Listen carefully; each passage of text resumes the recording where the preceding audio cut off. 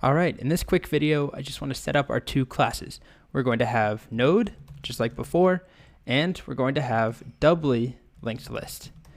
And the basics of both are very, very similar to what we had before. The only difference is that a node now has a value, it has a next, and it has a previous. Our doubly linked list class is just going to have a head, a tail, and a length, just like before. So this is unchanged. Now the logic, the code we add to this will change a lot, all the different methods we add compared to singly linked list. That's why we have a whole section on it. But the actual constructor is going to look the same. So let's start class node. So we'll do class node here, add our constructor. Each node has a value. So we set this dot val equals val. And then we have this dot next, and we'll set that to null at the beginning. And this dot previous equals null. So this is the only difference in the node class. Otherwise, it's identical. And then our doubly linked list class, we'll just do class doubly linked list has a constructor. Just leave it empty. And we just need to set this dot head equals null, this dot tail equals null, and this dot length starts at 0.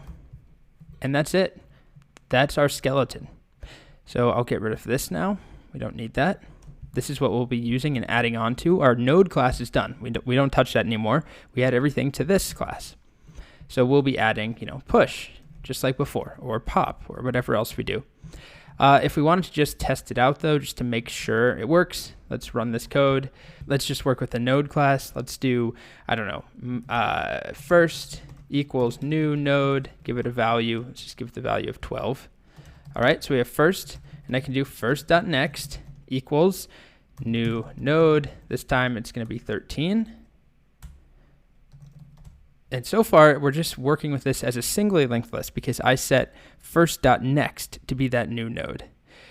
Now, the crazy thing is I also need to take 13, which is the next item, and I need to link it backwards. So I want to say first.next, which should give me 13. Yep, that node. First.next.previous. It's very bizarre, right? We're saying first thing dot next. Its reference to the previous thing should be the first thing.